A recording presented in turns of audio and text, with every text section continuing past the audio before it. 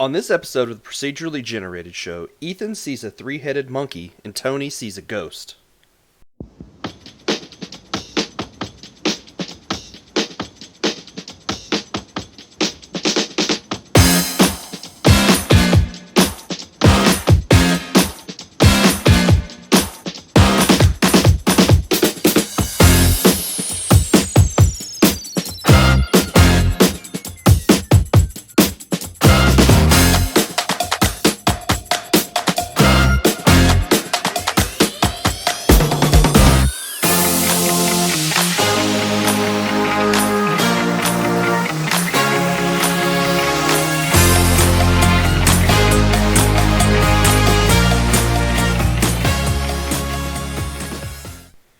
Well, howdy, everybody. Welcome to the Procedurally Generated Show. I'm your host, Tony, and joining me this week, I've got Ethan.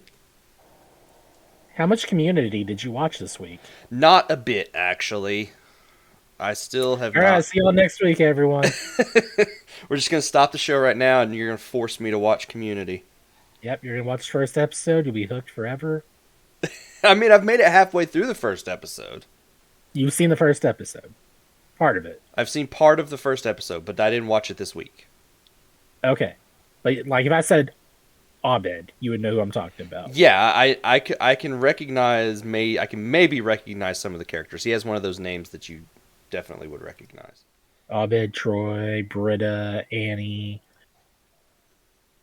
Joe McHale. That's all I mean. Jeff Winger. Oh, gosh. And the guy from Pierce, the National Lampoon's movies. So Pierce. Yes, Pierce. Oh, gosh, what's her name? Shirley. There we go. Yeah, the Greendale 7. There we go. So that is the extent of my Community knowledge. And I know they sit around at a table in a room sometimes. Yep. So yep. They are the study group. That is what I know about Community. Community is like if you took Breakfast Club and put them in college instead, and it's like, how do they cope with everyday life at that point? They don't. So, yeah, I've been. It's Cobra Kai time, so I've been watching Cobra Kai. And, oh yeah, sure. You watch Cobra Kai, but you want to watch Community? Yeah, I watch Cobra Kai. I am invested in Cobra Kai. I am not invested in Community at this point. So, are you a Ralph Macchio fan, or? Well, I like them both. Okay, William Zabka. Right. Yep. I remember his name from How I Met Your Mother because of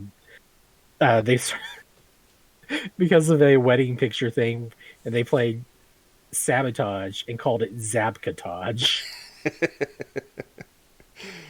I've got 3 episodes left of season 5. Robin Lively has shown up. Spoilers for anybody who hasn't seen it. So that's the third of the female leads from the Karate Kid movies.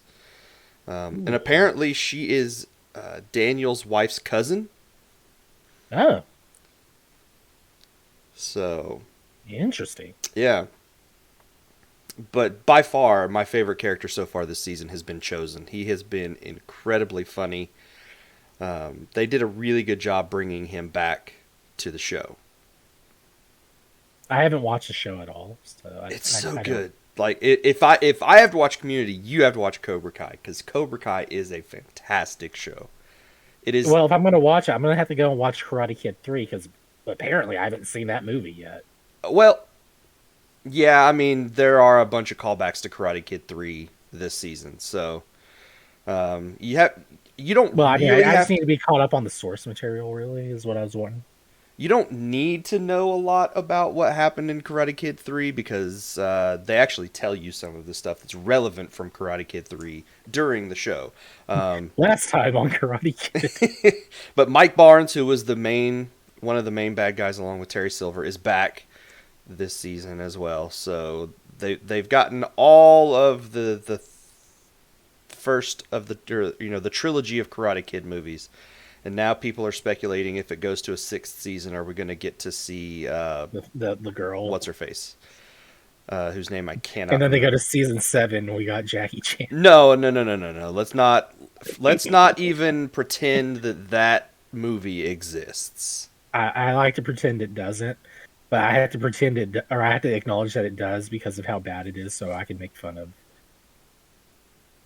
I mean the that people involved. I that mean, Jackie Chan got a paycheck from it, so good for that's him. true. Whereas, was it Jaden Smith? Yeah, Jaden Smith I is the. mean, I guess he got paid. I don't know. His dad paid for it or something, and so I don't know Yeah, how I it would assume works. he's still got a paycheck. I think you have to legally pay people if they do work. So, I mean, if your dad's paying to have it made, though, isn't it like it's not? It doesn't fall under child labor at that point. It's just family business. yeah, I don't know how all of that works in Hollywood.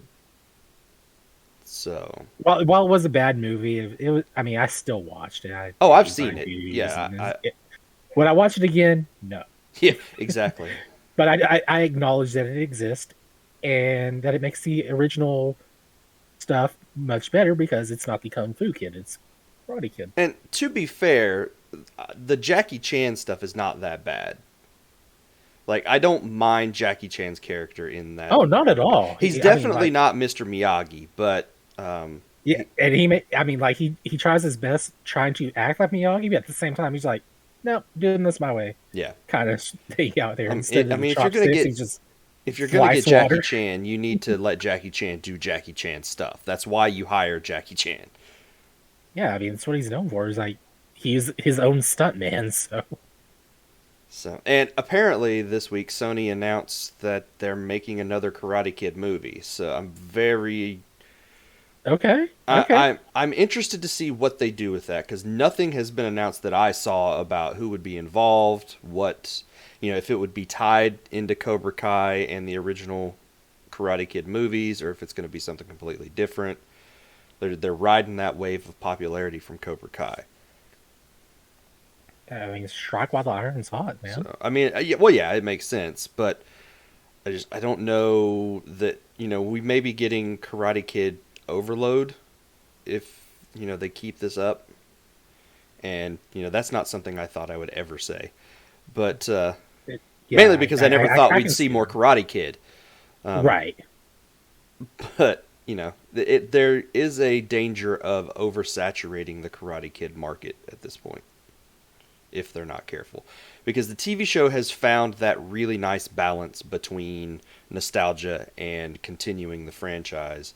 Um, but even the TV show is maybe starting to get a little long in the tooth, and maybe it's definitely getting close to time to maybe wrap that up. I thought the end of Would season. you would you say the same thing about Stranger Things, Oh, absolutely. I think. or is that spaced out so far enough between each season?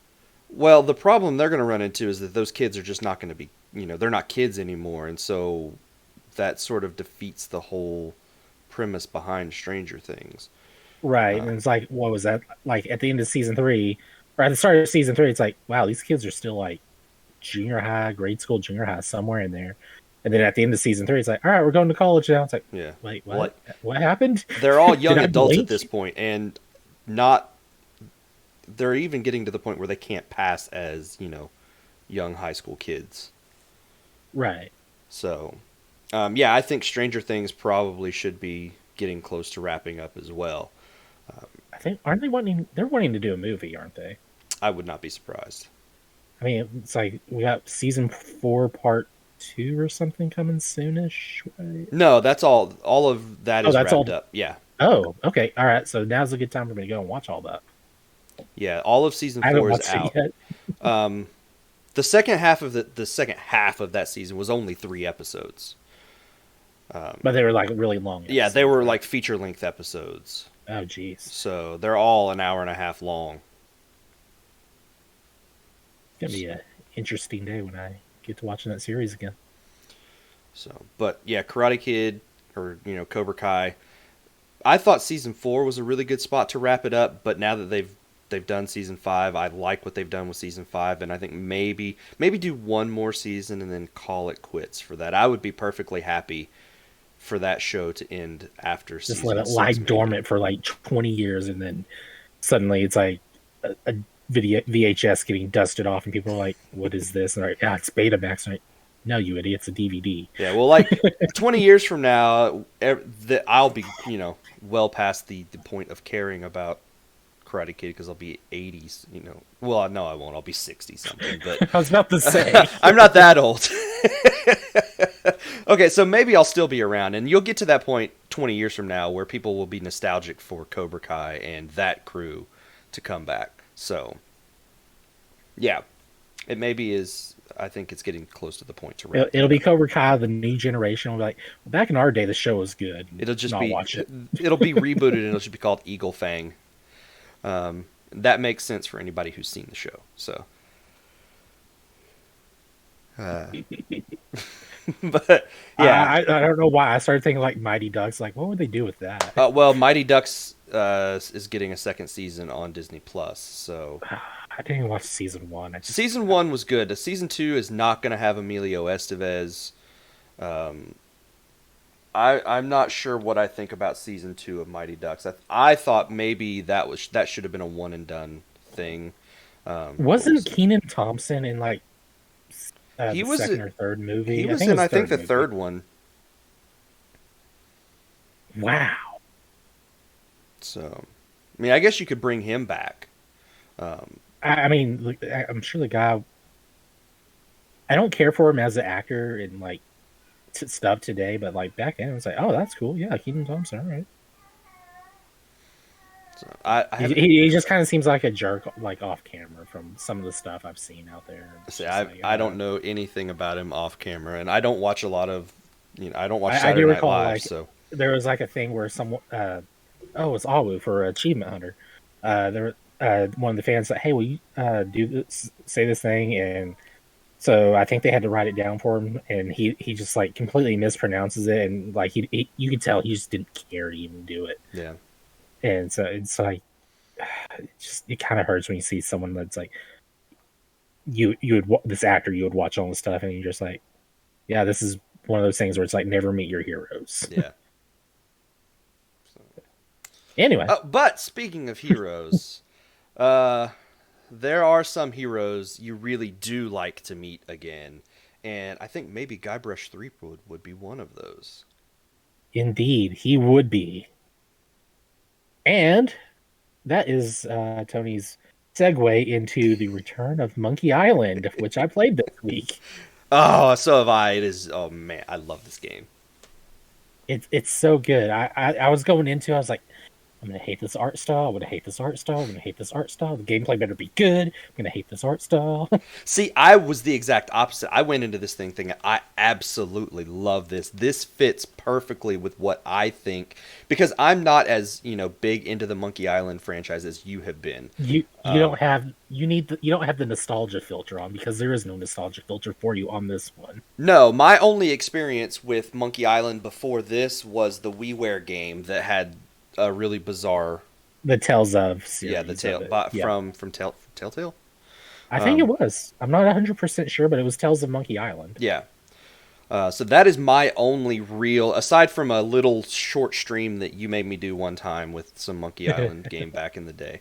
Yeah. The WiiWare stuff is the only thing. So I absolutely love this visual style for Monkey Island. Yeah, it really grew on me. I mean, I still kind of just, I'm like, I really want my pixel art back, but you work with what you got, and in this case, they had something, like, the characters are recognizable that I see on there. Yeah. Like, you know exactly what Guybrush looks like on there. You see him, and you're like, okay, his nose and face are kind of long and big, but that's Guybrush. Yeah. You see the voodoo lady, and it's like, okay, all right, yeah, all right. They took the opportunity to exaggerate all of the most prominent features of all of these characters, and it works really well. Yes, very well. And this takes place right after the second Monkey Island game, and then it's like right at the end. If you've ever played Monkey Island 2, I guess I'm gonna get into a spoiler here. It's like there's everything that happens, and then at the end, it's your two kids, I think supposedly brothers, walking out of a thing at a carnival. Mm-hmm. And then this picks up right where that leaves off, which is, if you ever played Monkey Island 3, you're waking up in a bumper car out in the middle of the ocean. You have some balloons on you from the carnival and all this stuff. So it's like, what happened between A and B here? Yeah. How? And Yeah, so I'm hoping this finally fills in that gap. I think they've done a really clever thing with this, putting this right after Monkey Island 2, but not messing with the canon of the series by this being sort of Guybrush's way of telling that his version of that story. No, this is a completely different story that's happened sometime between there. So I'm good with that. It's like, okay, great. I get to see they're filling in a gap here. We have mysteries, we have story. Let's have some fun with it and see what happens. Because now we're going after the secret Yeah. of Monkey Island, which major callback to the first game, which is called The Secret of Monkey Island. And you never actually find the secret. It's like, so the secret is actually, it's a good way that they're a good play on words, I guess, from the first game, because they were able to take the title and make something else with it now. Yeah. I think it's one of those things that maybe Ron Gilbert is never going to reveal if there is an actual secret to Monkey Island. If I get to the end of this one, I'll let you know. But it also is, it's, I think it talked about Big Whoop at some time, which was the thing at the end of 3 or something. And you find out that's actually what happened to make LeChuck what he is. Mm-hmm. It's a cursed treasure on that one, kind of like the doubloons from Pirates of the Caribbean. Yeah. I cannot think of the name. Sorry. So like kind of a similar thing, but I don't think there's actually doubloons. I think he's just cursed. Mm-hmm. Yeah, I think so. So it's really awesome. A whole new Monkey Island game. So I'd played the original 3. I was super hyped for this one. At one point, I tried to play Escape from Monkey Island, the 4th game in the series. Pretty much unplayable garbage. I was trying to play, I think, the Sega Saturn version, and there's no mouse or controls on mouse pointer controls. It's like you control the character directly. So that's why I was so happy when this one came out, because this is back to the roots of the controls, where it's click, move, and then you have inventory systems. So are you playing this on PC? Yes. Okay, so yes, I'm playing it on Switch, so I've got direct control over Guybrush. Oh, okay. Interesting. I think I can switch to a controller. I'm not going to, because I like the classic control still. Yeah. Yeah, so you use the left stick to control Guybrush and the right stick to control the cursor. But you can also, with this, you can move him somewhere, and then if there's a bunch of icons clustered together that you can mess with, you just hit the bumper, and it tabs through them all, so you can pick which one you want to do. So you don't run the risk of accidentally hitting something you don't want to hit. So I guess we got to talk about that one thing. The one thing. The one thing. So I pre-ordered the game. Oh, that thing. I yes, by about an hour. I grabbed my copy an hour before the game unlocked on Switch. Nice. So I did secure a pre-order even though it was day of. The game came with a pre-order bonus of horse armor. And it was widely known as a joke, and people loved the idea. You pre-order, you get the horse armor. There's no horse in the game. Oh yeah, no, there's not a horse anywhere. Or at least not yet, anyway. But everyone knew going into it, it's a useless item. They even said up front, this item's useless. But you have it in game. You go to your inventory. There it is, just sitting there. And it says, "Man, I'm glad I have this horse armor. It saved me so many times." It is a brilliant joke, and it's the kind of thing that fits perfectly with this series. It's just a useless item that's sitting there in your inventory, not doing anything. You can't do anything with it that I know of. Nobody has done. I've tried to interact with the horse armor doing a couple of things, and nobody wants it. Nobody will do anything with it. So. It is just completely useless sitting there, but it's fun, a fun little thing. And apparently it did, a good job of getting some people to pre-order the game so that they could have that horse armor. I was like, I really wish they would have like gave you like some dialogue stuff that it's like, nah, the horse armor would do blah blah blah on this. This would be stupid. Like you just try it out with different things and get dialogue for no reason. Yeah. It would have been like a really nice touch just for this extra bit of dialogue that does absolutely nothing for the game as well. Yeah, and It's like, oh, there's a rat over there. Use horse armor on rat. Oh, the armor's a little too big for the rat. Plus, it looks ridiculous on the rat anyway. You don't have rat armor. That was a different pre-order. yeah, that would have been funny. But yeah, and it does show up as a piece of DLC. It did show up as a piece of DLC on the Switch. So it did download the game, and then I got another notification saying, DLC downloaded or whatever. Nice. So, but it didn't show up at first, and I thought, oh man, does the Switch not get it, or did I not get the pre-order secured? About 2 hours after I had originally launched the game, it did show up in my inventory just out of the blue. So, and there is a point where you actually have to be playing as Guybrush. You start out as supposedly his son. Yeah. And I say supposedly just because of how the stuff works out at the very start. And then you actually get control of Guybrush. So depending on how long you take, you can be looking at 30 minutes before you're looking at Guybrush's actual inventory. Yeah. It's sort of a neat little way to do the tutorial to give you an idea of just, a couple of things to expect in the game with a couple simple puzzles to do. And, you can combine the inventory items and do things in a way that isn't going to affect the puzzles later.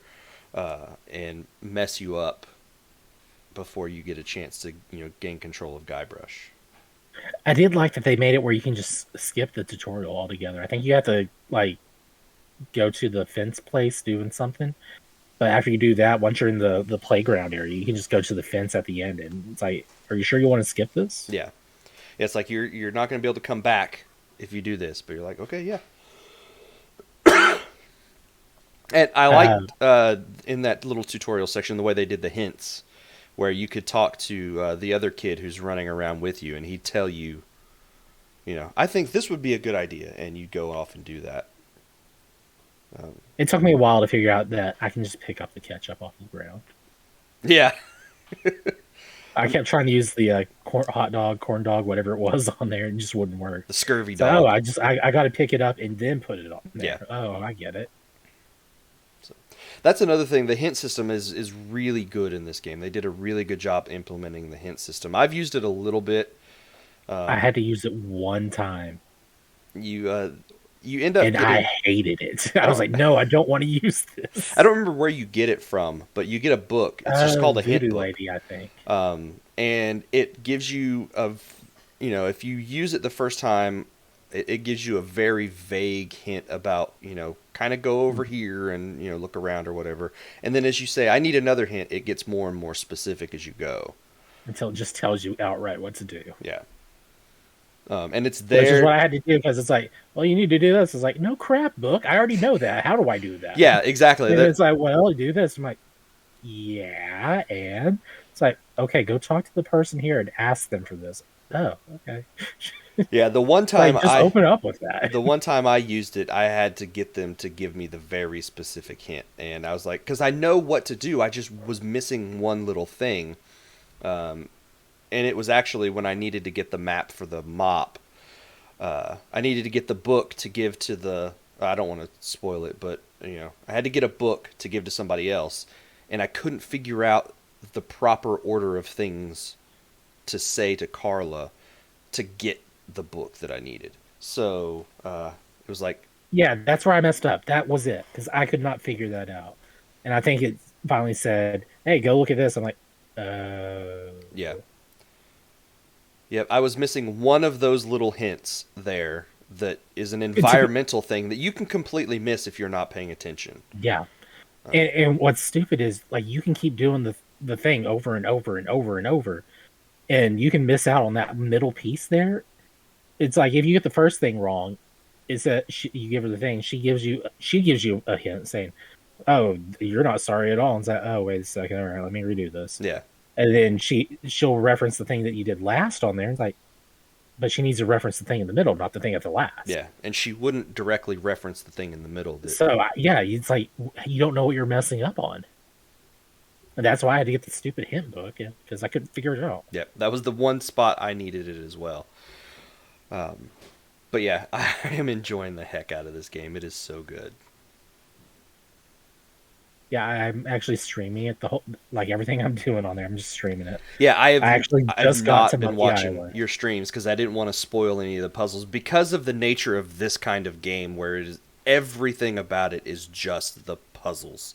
Yeah, so like if you watch it at that point, you're just speed running the game, knowing what to do. Yeah, and I'm trying I'm trying not to watch the stuff that I've got going on the screen so that I don't get any thing possibly spoiled. What do you have on the stream? Is it my stream or? Yes, it is yours. Awesome. But it's pretty early in the game, so I'm past. Oh, okay, so I think I'm past all this point. Yeah. Was this day one or today's? Oh, this is today. Yeah, I can tell by what I did. Okay. Oh man. Yeah, I did a lot on there today. I actually got to Monkey Island on there, and it's changed a little bit, just like Melee Island changed up on there. So I'm enjoying that. And apparently we're seems like we're secluded to like the front half of the island, ignoring the back half completely. Mm-hmm. So I'm a little sad about that. But you get aboard LeChuck's ship, and there's a whole list of things you get to do there, and that was actually kind of cool figuring all that out. And that was also difficult to do.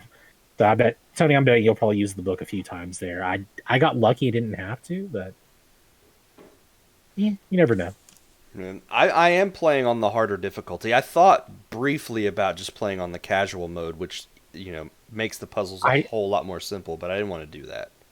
I chose not to do that because I played Monkey Island 3, and that was the first time the series had ever asked me if I wanted it easy or hard mode, and it's like, oh yeah, I'll go with hard mode. Yeah. Because it's more puzzles and it's actually more to the story doing that. Whereas if you played easy mode, it's like, oh yeah, you just come in and like, all right, yeah, you're done, cool, get out of here. And it's like, oh okay. Well. Yeah. The easy mode on this is definitely very, very light on the puzzles. It is just to experience the story. So, like that whole puzzle, the whole book thing with the apology and all of that, you don't have to do anything. You just walk in and she lets you borrow the book. So, wow.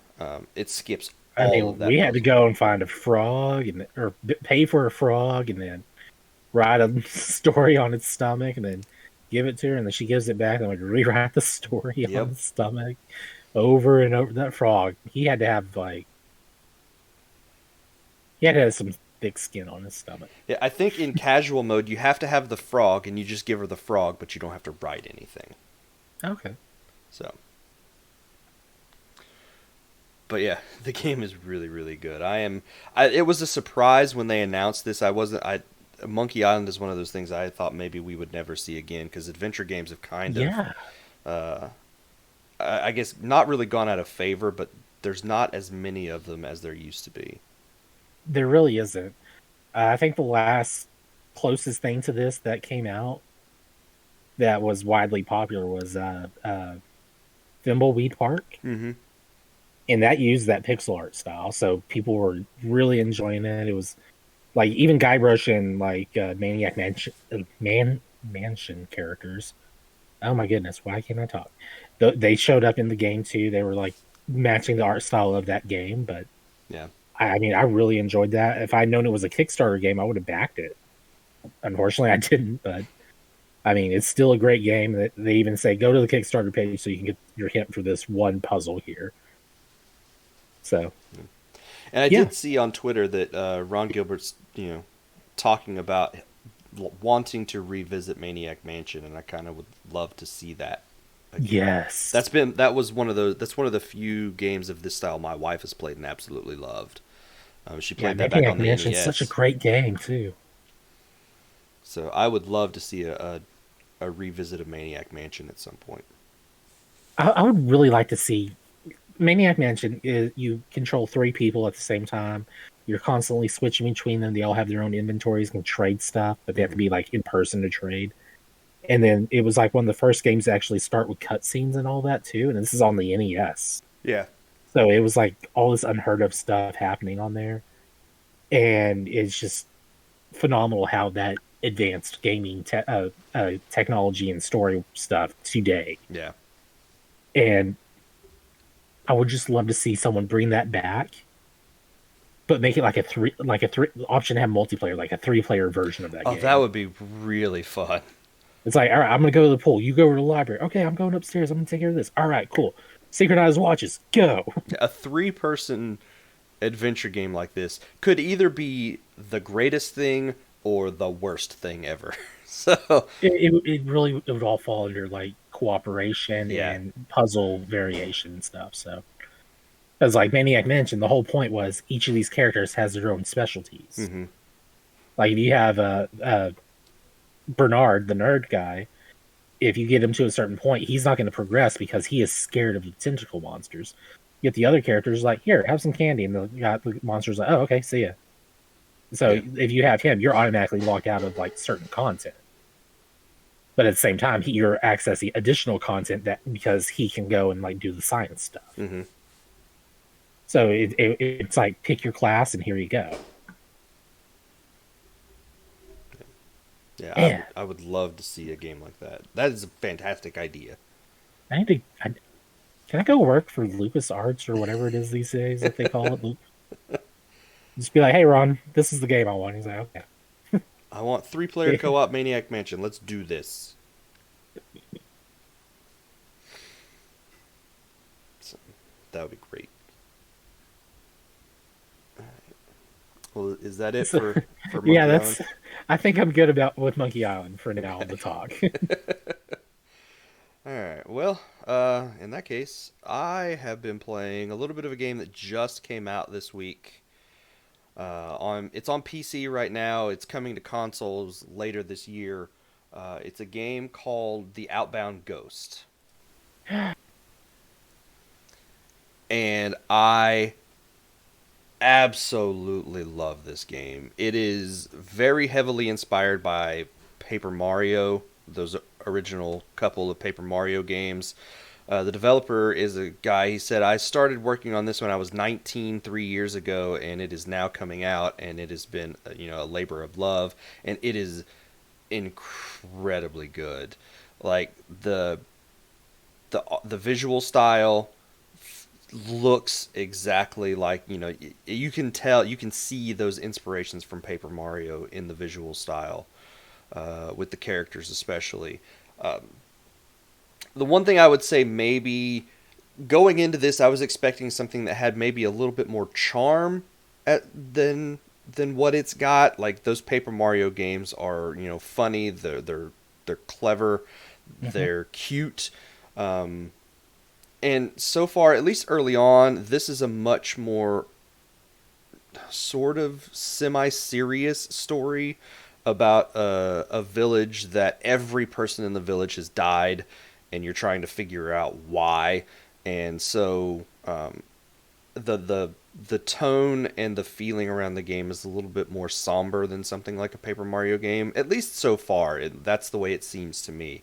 Maybe that changes at some point, but I was expecting something a little funnier than what we've gotten, and there are funny moments. There's some cute dialogue in the game, but it doesn't have that same sort of feel of a Paper Mario game. Um, the thing I really like, almost maybe more, I'd say it's on the same level right now, but I can see myself really liking this more, is the combat in the game. Um, it is turn based, just like a Paper Mario game. You have a party of characters, and you're picking attacks, just like in Paper Mario. Your main character doesn't actually do any fighting. Really? Yeah, you have these things called figments, which are sort of these parts of his personality. That it's not exactly what it is, but that's the way it's sort of presented. I can't remember what they're called. Regret is one of them. That's the first figment that you get, and they're all everyone that you get after that is sort of based on the personality of the character that you got it from, or a part of your personality. Like, you've got one of them that is sort of, I don't really want to say angry. It's not really angry, um, but what is it called? I cannot remember it, and it really helps with the explanation. But each of these different parts of the personality do different things. Like, Okay. regret is the one that you use, and you put more of your attack ability into it. There's another one that you get that really focuses more on healing. I mean, you can change them up and do different things if you want, but that's really their sort of specialty. Their skills are based around that. The third one you get, their focus is really on defense and protecting those other party members that you have, and so you'll get skills that if one of your party members you can select one of your party members, and if they get attacked, you actually take all of the damage and they don't take any of it. And he's got a much Oh, higher HP rate because of stuff like that. interesting.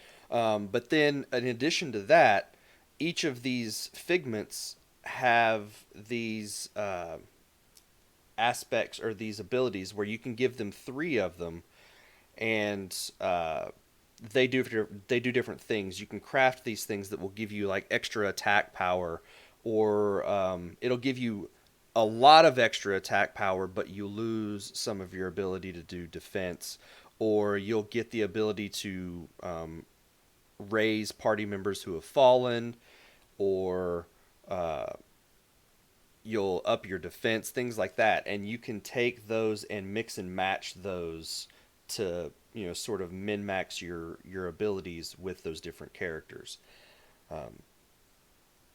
And I don't know how many of these figments that you'll end up with. Right now, I've got three, and all of them are in my party, and I'm using them all at the same time. So there's actually more uh, sort of a tactical ability to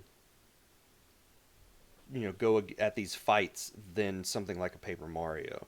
Um, you've got the ability to mix and match the skills of your party members a little more than you do in the Paper Mario series, and it is really, really good. I would love to see um, Nintendo take aspects of this game and bring it into Paper Mario. Uh, I but just bought the game. it's so good. Like, I'm Is it, probably going to double dip. Because I wanted to play this on Switch, but I couldn't wait to play this game. Um, it is normally a $20 game right it's now. on I sale don't know for, I if think, 16. 15, Okay. 16, somewhere in there. Yeah. Yeah.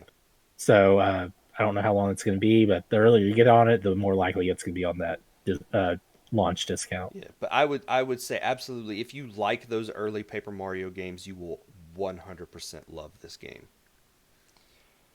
Um, and this is not the only one that's coming out this year. There's actually a couple others that I've got my eye on that are very, very heavily inspired by those early Paper Mario games.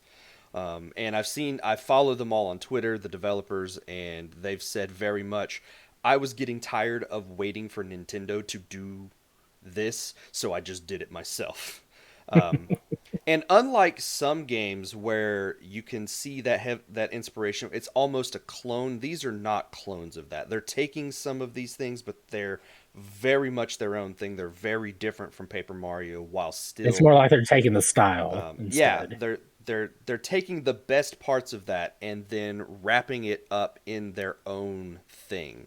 And at least this one especially is very different in terms of the combat. In terms of the visual style is actually a little different. The characters themselves all look like that Paper Mario style, but the worlds are sort of 3D. They're very detailed.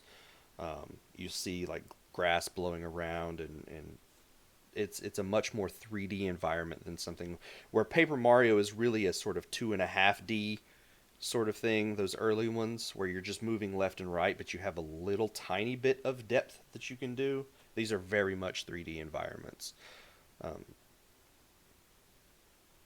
and it is. I am I am absolutely loving this game. It is so good. Um, I don't know how long it is. I'm only about 3 hours maybe into the game at this point. According to Steam, you are 95 minutes in. Oh, really? Yeah, yeah. Um, so there's been some stuff where I have had to redo some things. So, um, but yeah, it's so good. Like I am loving this game so much, and I just bought a PlayStation, and I want to play both the PlayStation and this at the same time, and I'm like I have to. Yeah. Uh, I kind of wish it was on PlayStation so I could do them both at the same time. But I would have bought the game on Switch. The Switch version of the game is the one that I really wanted. I don't think I'd actually been showing any of the footage of the game on the stream. So, um, sorry about that. But yeah, Oh well, too late now. uh, and we're getting to one of the things that I really like. There's little puzzles like when you come up to a gate that's locked, you have to actually have lock picks in your inventory, and it does this little moving block Ooh. puzzle type thing where you have to move the things around to get the lock pick or the screwdriver into the lock. Um, So do you have like to have multiple lockpicks, or is it like just the one you do mini games? it'll tell you how many you need, and sometimes Oh, you'll have to have like two. I think the most I've seen is I had one where I came up to it and I had to have three so lock it's a picks. depletable Yeah, it item. is. It is. Okay, okay, that's Um, interesting. Okay. there's one bit from the Paper Mario uh, combat system that is not present so far in this game, and that's the action commands. So there's there is with the attacks. You have like when you hit the attack button, there's this meter that pops up, and every attack it'll move around differently, and so you have to learn how the meter moves to get it to hit right in the center to do the most damage. But there's no way so far to reduce the amount of incoming damage by hitting a button at the right time. I'm kind of hoping eventually that will happen, but right now, that's the one sort of part of Paper Mario that's not present in this game. Hmm. So, but yeah, it's so good. It is a fantastic game. Absolutely loving it, and that's what I put, you know, more time into this week. When I wasn't playing uh, Bloodstained with Jake, I was playing a little bit of this, or messing around with the brand new PS5 that I got because I got a PS5. Um, Yes, we hear you bragging already. it sort of made me just a little bit like, ooh, I spent a lot of money on this thing. Um, Yeah, but at the same time, you could have turned around and probably sold it for a good chunk of money. I probably could. Even now opened, I could probably still make a, Nope, nope, you got to keep it. well, I'm going to. I have no, I wanted to get one anyway. I And mean, you joined the club with me, so so, but yeah. you got And Series X, you got the 5, uh, you got the yeah, Switch. I have all of I the, think you got the Switch, the newer Switch. I I have don't. a OLED. Yeah. I mean, I don't, but I don't really. That's not going to hurt me any on that one. Yeah. I now have the three uh, highest tier of each of the current systems. So, uh, and I had fully expected at the beginning of the generation, I was going to be like, when I get an Xbox, I'm just going to get a Series S because I don't care about the disc drive. I Um, remember you saying that. Yep. but I got a Series X, and I've bought some, physical games for it. Um, and I was like, I will probably get the discless PlayStation, even though I've never seen one of those on the shelf anywhere. I think I've seen one. I almost Not, forgot they existed. I did see some report. I guess we'll might as well say it. I saw some report like about more PS5s without the disc system but it'll have like an attachable disc system on there. Oh yeah, I've But seen I something mean, about a we've seen detachable. Yeah. we've seen reports like that before, like when the PSP Go, that was the UMD less. It didn't have the UMD drive on there, Hmm. and Logitech was working on making a UMD drive for that, so you could attach it to it. And like that, okay, whatever. That would seem I to mean, make the PSP very like weird and unwieldy. Yeah, but I mean, if they did it right, it would have been. They probably could have done it like the like that battery expansion on the Game Boy Color that made like the wider grip area on there. They Yeah, could have done something like that because that thing is tiny. that's So true. just saying. That's true. One of the things this week that I was considering was actually getting one of those new Logitech consoles that was just announced this week. They're the Logitech G Cloud, which is just Oh yeah, their cloud streaming handheld. yeah, $300 streaming only device. Yeah, I was gonna get it because not only because it does the cloud stuff, which is like, yeah, I would like to have something. I do a lot of cloud gaming on my phone. I would like to have something dedicated with proper sticks and buttons and all of that stuff that doesn't have to have a controller attached to my phone. Um, but the other thing I was going to do was because that is an Android-based system, I was going to use it to do emulation and have a portable emulation system. Which I mean, you have Vita and PSP. You can do the same thing, right? Yet my For the PSP portable doesn't hold emulation. the charge. That's why I said Vita in there too. So, and Might need to work on that. I may. That might be a good idea, actually. So, but yeah, now I have all of the. I don't know where I'm going to put this PS5. It's sitting in front of my TV stand right now because I have no space on my TV stand to put it. I've got to figure out where it needs to go because it's a freaking monstrosity. And I don't know that it'll fit in my TV stand. So, that'll be a nice Well, puzzle to that's try right. to When I got figure my out. PS5, I think I had to redo my entire TV stand. Yeah, well, Or no, I got a new TV. That's what it was. Never I'm mind. thinking about ditching my cable anyway, so maybe I'll just get rid of the cable box and put the PS5 there. I suppose that would be one place I could put it because that thing is enormous. So, I took a picture. I need to find it. I was messing around and I had my Switch OLED dock. It was out by the TV and it was sitting in front of the PS5 and it looked like a tiny little PS5 in front of it. And I was not ready for the size difference between a Switch dock and a Okay. PS5. Yeah, yeah. It is. Uh, it's a thing. So, but yeah, that is what I've been playing. A little bit of the Outbound Ghost. Started Spider-Man Miles Morales on the PS5 yesterday, so I'm probably gonna play through that. I think it takes about 7 hours to finish it. So I'm playing that one over the other Spider-Man, which I had played some of, but this one is shorter by a lot. So I went ahead. I And, was like, and I'm you have gonna, superpowers rather than a whole bunch of gadgets. yeah. So I was like, I'm gonna play this one and not the other one right now. I may eventually at some point play the first Spider-Man on PlayStation, but I don't know. We'll see.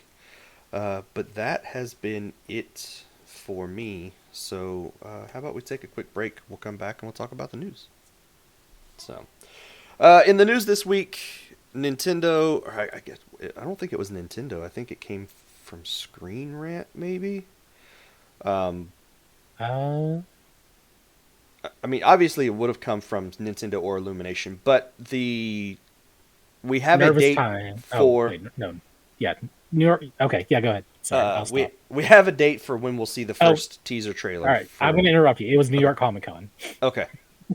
Uh, we have the date for when we will see the first teaser trailer for the Mario movie, and it's October 6th. October 6th at 4 p.m. Eastern Time for the teaser trailer premiere of Nintendo and Illumination's upcoming Super Mario Bros. Film releasing April 7th, 2023. Yep. And apparently Chris So Pratt has seen the trailer and he was blown away by it. So, they had it like hooked to a sound system that actually had fans and it was like massive fans. I mean, Literally blew him away. They haven't found him yet. he's gone. Hopefully they got all of the lines recorded that they needed from him. So yeah, I'm going into this with my expectations very low. I'm And going into it with like no expectations, so it's like, yeah, okay, cool. yeah, and so it will be. But just seeing the picture of the question block on there, if that's like a representation of how the quality is going to be in the film or film movie, what film, then it's going to have a lot of bloom effect apparently. Well, I mean, look at And something like the Minions movies, the Despicable Me movies, the Grinch movie. That's what you can expect, I think. that's what I would want to expect. But Nintendo has their own way of doing stuff and wanting stuff to look. So if you look at like the Mario games that have come out in the last 10 years, they always have this weird bloom light effect on there. So I can see them doing that for this entire movie as well. So the characters that have some like sheening or Yeah. light thing happening. It's not going to be the entire time, of course. I mean, they'll have some. If you played any Mario game since 3D World or whatever, Yeah. you'll know what I'm talking about. If you just take a look at like cutscenes, or I think Galaxy did it too. Yeah, that's what I've got Galaxy playing right now. So Yeah, yeah. So yeah, I would expect something kind of like that in their quality. like Sonic has set a high bar for Mario to hit in terms of video game movies, because the Sonic movies have been really good. So Oh yeah, this might be Sega's chance to beat Nintendo at something. And it's like if this comes out and it's like ugly Mario, and we complain about it, Nintendo's not going to fix it. no, they won't. Whereas Sega, they're like, yeah, everyone's right. That Sonic is ugly. Let's get a good looking Sonic in here. And then they bring back ugly Sonic for a Disney movie anyway. Yeah, the cameo of Ugly Sonic in the Chippendale movie was. I still haven't seen it, but I love that it did that. Just, I did not like he's the so movie as a desperate whole. for attention. I did not like the Chippendale movie as a whole, but there were some parts that were really good, and that Ugly Sonic cameo was a wonderful surprise and a good use of that character. So It's like, did anyone even know this was in the movie? Was like an intern just bored and put it in there before the movie came out? And everyone's like, "Wait, you did what, Steve?" And there it is. So yeah, that was a fun bit of that movie. But yeah, so October 6th, 3 o'clock Central Time, we will get our the first. trailer will be made available online October 6th at 4 o'clock Eastern It's time. 4 Eastern, 3 Central. So we'll get to see it like the same time that New York Comic Con people are seeing it. I guess. Yeah. So that's cool. Ubisoft is remaking Splinter Cell. News that everyone knew. Yeah. Yep, that's a thing. I'm trying to pull up the story that you've got in the. It's fine. Show notes. What we didn't know was they were updating the story for a modern day audience. I mean that. Every time you do really a remake, you much. update the story. Not really. I mean, you can keep the same story. You can like add different gadgets, make stuff work a little differently, or you can work around the same story. And I think like when the original movie came out, they didn't have original game came out, like smartphones were a thing, and now they totally are. So I can easily see them doing that on there. You'll probably have like better tech in the game, like your spy equipment that you have, I'm going to call it, or whatever, your assassin stuff. Whatever Sam Fisher is. Do we know yet who's going to be voicing him? Are they going? It's probably going to be the guy that got to replace the original VA. They're not going to bring Michael Ironsides back to no, I think they've angered him one too many times, and they're going to say, "Nah, he's too old." Which, I mean, people are going to complain, but at the same time, it's a remake. So yeah. But I mean, if they did, cool. I mean, great. I mean, I really want to replay Splinter Cell, but at the same time, it's like, oh, a remake's coming out, so I can just wait. Yeah, I picked up Blacklist a little while back, and I played it a little bit. I think that's the one me and Jason tried to do the multiplayer on, and it just never worked. Yeah, I think I did maybe 2 multiplayer missions with randoms. That didn't. You actually did the missions? Yeah. Well, how? We got like 3 seconds into the mission and just crashed every time. No, I was able to finish at least 2. I think I did 2 multiplayer missions, and I was like, I don't want to do this with just random people. Everyone, so I'm just going to keep talking. So, anyway. But yeah. So expect something for a more modern day audience on there. They want to keep they set something that wanting to keep the spirit and themes of the original game while Mhm. exploring our characters and the world and to make them more authentic and believable. Okay, yeah, I'm good with that. I mean, that's when As long as we can get Secret Agent Bob and Special Agent Steve back on the scene, I'm good. I don't know that That's we'll a see callback them to anyone again. who was around for X Play back in the day. I don't know that we'll see them again. Oh, we never will. Never again. It makes me sad. So, then the last little bit of news we've got this week was the big news. I think it was actually last week, and we just didn't talk about it last week. Um, the big leak of GTA 6. Yes.